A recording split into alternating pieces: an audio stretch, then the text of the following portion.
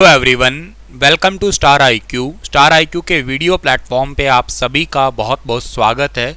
आज है 10 सितंबर और 10 सितंबर 2022 के हरियाणा करंट अफेयर इस वीडियो पे हम लोग जानने वाले हैं। आइए स्टार्ट करते हैं आज के इस इम्पॉर्टेंट से करंट अफेयर सेशन को। अगर आपने अभी तक स्टार आईक्यू चैनल को सब्सक्राइब नहीं किया है तो प्लीज़ चैनल को सब्सक्राइब करिएगा, अपने दोस्तों को शेयर कीजिएगा, वीडियो को लाइक भी करिएगा और कभी तो हमारी वीडियो का और चैनल का स्टेटस भी लगाइएगा, अपने दोस्तों तक पहुंचाइएगा। नंबर ऑफ चैनल के सब्सक्रिप्शन है उनको भी बढ़ाने की प्लीज़ कोशिश भी कीजिएगा। दोस्तों, आप लोगों के लिए कल एक सवाल दिया था मैंने, उस सवाल का सही आंसर क्या होगा? सत्यशोधक समाज की स्थापना किसने की थी? आई थिंक ये बहुत इजी सवाल मैंने पूछा था और बहुत सारे बच्चों ने इसका जवाब दिया, कुछ बच्चों ने तो डिटेल में भी लिखा। मैं हर बार कहता हूँ प्लीज़ जो सवाल मैं जो आपसे पूछता हूँ उसका जवाब आप बढ़ चढ़ के दिया करें, बल्कि जितने भी ऑप्शंस मैं देता हूँ सभी ऑप्शंस को एक्सप्लेन किया करें। इस बहाने आपका एक दो क्वेश्चन प्रिपेयर होता है और उससे ज़्यादा अच्छा तो मुझे इसलिए लगता है कि जब मैं आपके कमेंट्स पढ़ता हूँ ना, जब भी मुझे टाइम लगता है मैं आपके कमेंट जरूर पढ़ता हूँ, ठीक है ना। जो भी आप लिखते हैं वो मैं डायरेक्ट पढ़ता हूँ, बिल्कुल हार्ट लाइक करता हूँ। तो यूँ कहिएगा कि मुझे वो क्वेश्चन बहुत ही अच्छा लग रहा होगा तो आप लोग उसका डिटेल लिखा करें जरूर, ठीक है। सो महात्मा ज्योतिबा फुले जो है ना, इसका सही आंसर था। उन्होंने 24 सितंबर 1873 को सत्यशोधक समाज की स्थापना की थी। इस संगठन का उद्देश्य जातीय भेदभाव को समाप्त करना था बेसिकली। आज का पहला क्वेश्चन है कि मुख्यमंत्री अंत्योदय परिवार उत्थान योजना के प्रभाव पर संकलित सफलता की कहानियां नामक किताब का विमोचन हाल ही में किसने किया? तो मुख्यमंत्री अंत्योदय परिवार उत्थान योजना, पहले तो मैं आपको बता देता हूं कि साल 2022 जो ये चल रहा है ना, इस साल 2022 को हम लोग सेलिब्रेट कर रहे हैं अंत्योदय परिवार के रूप में, ठीक है ना। इसको अंत्योदय वर्ष के रूप में ही सेलिब्रेट किया जा रहा है। अच्छा, जो साल 2020 था ना, उसको तो मनाया था हम लोगों ने सुशासन संकल्प वर्ष के रूप में जो है ना मनाया गया था। साल 2021 को मनाया था सुशासन परिणाम वर्ष के रूप में मनाया था और साल 2022 को जो है ना हम लोग मना रहे हैं अंत्योदय वर्ष। साल 2021 को हालांकि एक नाम और भी दिया था, ऑक्सी वन वर्ष के रूप में भी सेलिब्रेट किया था, जिसमें 3 करोड़ पौधे लगाने की जो है ना वो बात की गई थी। पंचवटी के नाम से जो है ना हरियाणा के अंदर ये 3 करोड़ पौधे लगाने का टारगेट था पिछले साल। और अंत्योदय का मतलब यही होता है कि जिस परिवार की सालाना इनकम 1,80,000 से कम होती है उसको अंत्योदय या इस तक है उसको अंत्योदय परिवार कहते हैं। तो उत्थान योजना का मतलब ये है कि एटलीस्ट इस सैलरी तक भी पहुंचाना। आपको जान के हैरानी होगी कि बहुत सारे ऐसे परिवार हैं जिनकी इनकम इतनी भी नहीं है। जैसे मैं बात करूं अपने हरियाणा के एक ज़िले की जिसका नाम है फरीदाबाद। अच्छा, फरीदाबाद की अगर मैं बात करता हूं तो फरीदाबाद में सबसे ज़्यादा गरीब रहते हैं जिनकी इनकम सालाना 25,000 से भी कम है। उनकी संख्या 52,500 से भी ज़्यादा है। 52,000 से भी ज़्यादा मतलब सोच के देखिएगा, साल के 25,000 से भी कम, ठीक है। अच्छा, एक जिला है पंचकुला, इसमें सबसे कम गरीब है। कम गरीब इन द सेंस कि 25,000 से कम सैलरी वाले लोग जो है ना तकरीबन 2700 के आसपास है। तो आप सोच के देखिएगा कि सालाना इनकम लोगों की इतनी भी नहीं है। तो इतने तक पहुंचाने के लिए ये एक योजना चला रखी है जिसका नाम है मुख्यमंत्री अंत्योदय परिवार उत्थान योजना। अच्छा, इसके प्रभाव पर संकलित सफलता की कहानियां, जहां जहां पे अंत्योदय मेले लगाए गए, लोगों को लोन दिया गया और के साथ साथ जो है ना उस लोन से लोग अपना खुद का अपना बिजनेस सेटअप कर सके, इसके लिए एक सफलता की कहानी नामक किताब है। इसका विमोचन किया गया है मुख्यमंत्री मनोहर लाल जी ने ही, यानी कि ऑप्शन नंबर ए इस सवाल का बिल्कुल ठीक रहेगा। मुख्यमंत्री मनोहर लाल जी ने ही इस किताब का विमोचन किया है।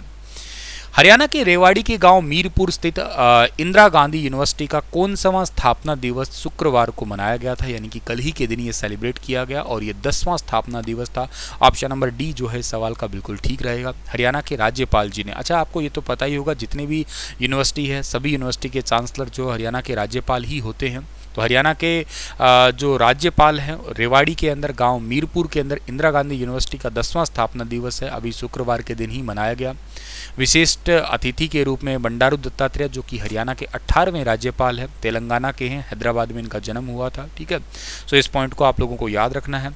और इसके अलावा केंद्रीय मंत्री राव इंद्रजीत सिंह ने जब पहली बार इंदिरा गांधी यूनिवर्सिटी में आए थे तो उन्होंने शहीद राव तुलाराम के नाम पे चेयर स्थापित करने के लिए सांसद निधि से 21 लाख रुपए दिए थे जिस पे विद्यार्थी शोध कर सके, ठीक है ना। तो हालांकि यहाँ पे स्टूडेंट ने या चेयर स्थापित होने के लिए एक विंग तैयार की गई, जवाब मांगा था इस चेयर के लिए, ठीक है ना। तो ये एक थोड़ा सा एक पॉइंट भी है जहाँ पे इस जवाब की अभी आनाकानी चली थी। इंदिरा गांधी यूनिवर्सिटी की बात करते हैं तो इस यूनिवर्सिटी की स्थापना साल 2013 के अंदर हुई थी, याद रखिएगा। और प्रोफेसर जेपी यादव जो है ना इसके रिसेंट ही नए वीसी बने थे, तो वो भी आपको मैंने पढ़ाया ही होगा शायद। किस राज्य के पूर्व सीएम विप्लव कुमार देव भाजपा के नए प्रभारी होंगे? तो हरियाणा में भाजपा के नए प्रभारी होंगे विप्लव कुमार देव। अच्छा, विप्लव देव जो है ना, ये त्रिपुरा के पूर्व सीएम रह चुके हैं। अब माणिक सरकार है, इससे पहले वाले सीएम विप्लव कुमार देव ही आप लोग पढ़ा करते थे। अब सर हरियाणा में भाजपा के अधिकारी कौन है, प्रभारी कौन है? इनका नाम है विनोद तावड़े।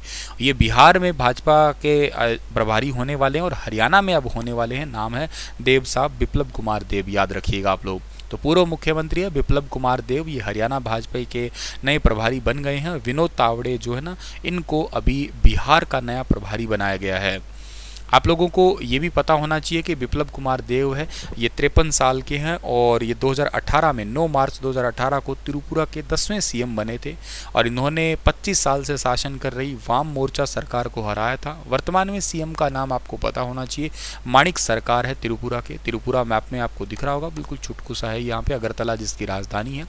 यहाँ की लैंग्वेज में बंगाली है के अलावा इंग्लिश लैंग्वेज को भी थोड़ा तबका है और इस 21 जनवरी 1972 को जो है ना, इसकी राज्य के रूप में स्थापना हुई थी। ज्यूरिक में डायमंड लीग फाइनल में पहला स्थान किसने लिया है? One of the most important question है कि ज्यूरिक में डायमंड लीग फाइनल में पहला स्थान लिया है नीरज चोपड़ा ने। ऑप्शन नंबर बी जो है इस सवाल का बिल्कुल ठीक रहेगा। नीरज चोपड़ा तो खैर आप लोग अब अच्छे से याद कर ही चुके हैं, जानते ही होंगे। ज्यूरिक में डायमंड लीग फाइनल में पहला स्थान लिया और इतिहास रचने पे मुख्यमंत्री जी ने इनको बधाई तो दी है, ट्वीट भी किया है इनके लिए ही स्पेशली। डायमंड लीग को ओलंपिक और विश्व चैंपियनशिप के बाद ट्रैक एंड फील्ड की सबसे प्रतिष्ठित प्रतियोगिता के रूप में जानते हैं। साल 2010 में जो है ना, इस लीग के 13वें एडिशन में नीरज ऐसा करने वाले पहले भारतीय बन गए हैं। इन्होंने 88.44 मीटर की सर्वश्रेष्ठ दूरी पर भाला फेंका है, जो कि ज्यूरिक में भारत के लिए इतिहास ही रचा गया है अपने आप में। So one of the most important data है और बहुत ही इंपॉर्टेंट सा क्वेश्चन है। ये ज्यूरिक पड़ता है स्विट्जरलैंड के अंदर, याद रखिएगा। करेंसी स्विट्जरलैंड की स्विस फ्रैंक है, याद रखना। ऑफिशियल लैंग्वेज यहाँ की जर्मन, फ्रेंच और कुछ लोग इटालियन और कुछ लोग रोमन लैंग्वेज को भी यहाँ पे तबका देते हैं। नेक्स्ट क्वेश्चन है कि हरियाणा की किस महिला को पंजाब राव देशमुख उत्कृष्ट महिला वैज्ञानिक पुरस्कार 2021 से सम्मानित किया गया है? लीजिएगा, एक बहुत ही ज़्यादा इंपॉर्टेंट सा डेटा और बहुत इंपॉर्टेंट सा क्वेश्चन है। पंजाब राव देशमुख उत्कृष्ट महिला वैज्ञानिक पुरस्कार 2021 से सम्मानित किया गया है सुशीला मान को। ऑप्शन नंबर सी जो है इस सवाल का बिल्कुल ठीक रहेगा। लाला लाजपत राय पशु चिकित्सा एवं पशु विज्ञान विश्वविद्यालय की वैज्ञानिक है डॉक्टर सुशीला मान, यानी कि हिसार के अंदर पढ़ती है लुआस। और इनको सुशीला मान को भारतीय कृषि अनुसंधान परिषद यानी कि Indian council of agriculture research जो है ना, इसके 94वें स्थापना दिवस पर पंजाब राव देशमुख उत्कृष्ट महिला पुरस्कार 2021 से इनको नवाजा गया। अच्छा, ये अवार्ड केंद्रीय कृषि एवं किसान कल्याण मंत्री नरेंद्र सिंह तोमर ने इनको दिया, ये भी पॉइंट याद रखना। अच्छा, जो सुशीला मान है ना, ये पशु जो रिलेटेड एनिमल बायोटेक्नोलॉजी है ना, इस डिपार्टमेंट के अंदर अभी उस डिपार्टमेंट की अध्यक्ष है, याद रखना आप लोग। और इनको इस अवार्ड के तहत जो है ना प्रमाण पत्र मिला है और कुछ पैसे तो खैर दिए गए हैं, पर वो आपको खैर मतलब फिक्स नहीं होती है राशि ये, ठीक है। डॉक्टर सुशीला मान को साल 2020 में हरियाणा सरकार के द्वारा ही विज्ञान रत्न अवार्ड से भी सम्मानित किया जा चुका है, तो करके क्वेश्चन इंपॉर्टेंट है। और लुआस के कुलपति का नाम भी आपको पता होना चाहिए, डॉक्टर विनोद कुमार वर्मा है, ठीक है ना। और यहाँ की वैज्ञानिक का नाम तो आपको याद हो ही गया है, सुशीला मान। और लुआस की स्थापना साल 2010 में हुई थी, याद रखना आप। इसी के साथ ये लेक्चर होता है समाप्त।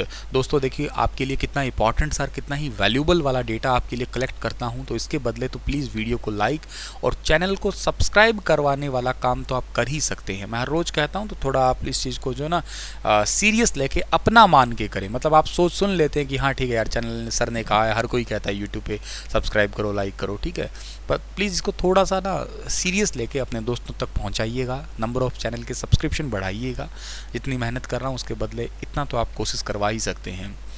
आपके लिए क्वेश्चन है कि निम्नलिखित में से लॉर्ड माउंटबेटन का सर्वाधिक विवादास्पद कार्य कौन सा था? पंजाब तथा बंगाल का विभाजन, उत्तर पश्चिमी सीमांत क्षेत्र में जनमत संग्रह करवाना, कार्यकारी परिषद का निर्माण जिसके सदस्य केवल भारतीय थे, शक्तियों के हस्तांतरण की तिथि को जून 1948 से पहले ही 1947 कर देना।